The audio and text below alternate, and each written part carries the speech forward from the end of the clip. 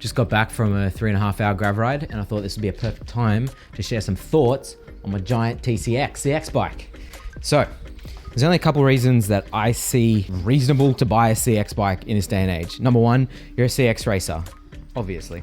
Number two, you're looking for a bike that can be a CX bike and also a grav bike, because grav is a thing now, it's on trend, you know what I'm saying? The third reason, you have found a CX bike for a great deal and you think, hey, this can double as a grav bike, even though you don't really race CX. That is the camp I fall into. Let's begin, shall we? COVID. Start off with some pros, some things I love about this thing.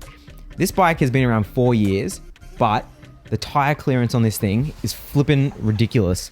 Look at that. CX tires are 33 millimeters at their widest. I've got 45s on there now, and there is plenty of room around there.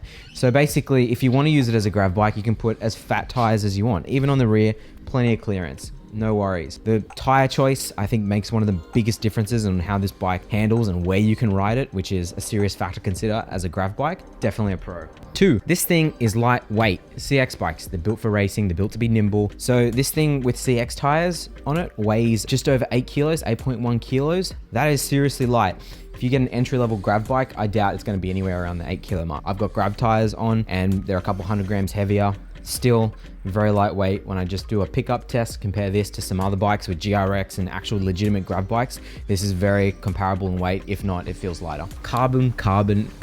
For the price that I got this CX bike for, a couple grand secondhand, got carbon hoops, carbon stem. I don't think these are carbon handlebars, but that's cool. Carbon seat posts. It seems really good value. I see that as a pro, adds to the lightweight characteristics of this bike. All right.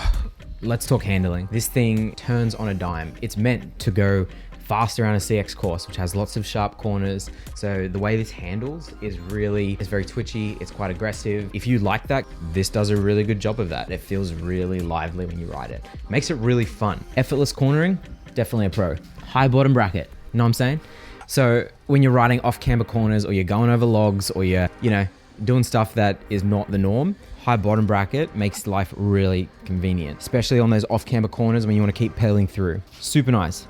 But moving on to the cons, basically a high bottom bracket when you're going down high-speed descents can feel, it's not confidence inspiring. So double-edged sword. Guess what? Those carbon components I spoke of earlier, they are bloody good. They're premium, but they're also stiff as. So stiff components can be quite jarring. Yeah, they increase your performance, but having carbon hoops, big fat carbon stem like this, all the vibration, you're feeling it. And basically you got to do some stuff to mitigate against all those vibrations. Get some sweet bar tape on here, maybe put some fatter tires on there to absorb some of the bumps, but overall a positive, but it can be considered a negative also. Also with these carbon hoops, I keep calling them hoops, don't I? But when you're going down a rocky descent and the rocks get pretty large, if you're not running enough tire pressure, the rocks can rim strike your carbon wheels, and if you crack some carbon wheels, that's not fun. However, if you had some alloy wheels, then they would likely just get a small dent in them and you'd be right. But with carbon, it can crack. It's one of those things. There's no additional frame mounts. Basically,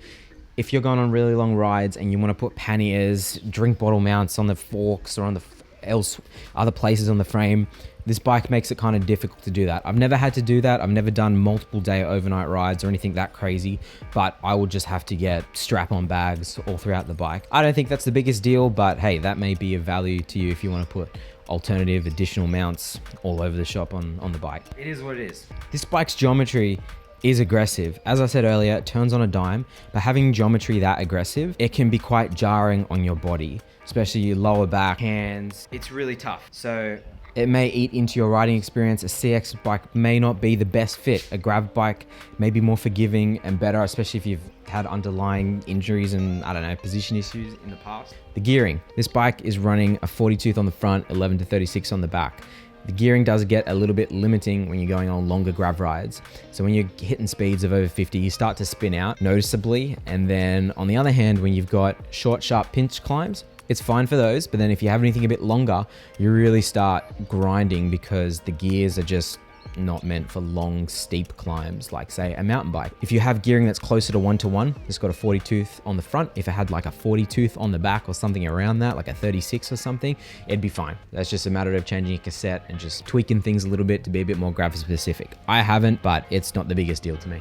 So where do I ultimately sit with having a CX bike as a grav bike? I think that if you're riding this bike once a week, once every 2 weeks, and you're just there to have fun with it, if you're going on rides that are like under 2 to 3 hours, this bike is awesome. It's so much fun. Once the rides get longer than 3 hours, you start to see the limitations of the CX bike, especially the comfort aspect. The grav riding around here is not so comfortable all the time, so you do start to notice it, or I start to notice it in my lower back. I think I would like something a little bit more slacker and easier to ride most of the time, but this bike's a weapon. If you can pick one up for a steal, you will not regret it if you're using it as a grav bike. Just get some components that have more compliance, you know what I'm saying? Anyway, that's it for me. I'm gonna get some food. Thanks for watching. You know, all that liking and subscribing stuff, it makes a difference. If you could, you know, karate kick that like button, subscribe. I'll catch you in the next one.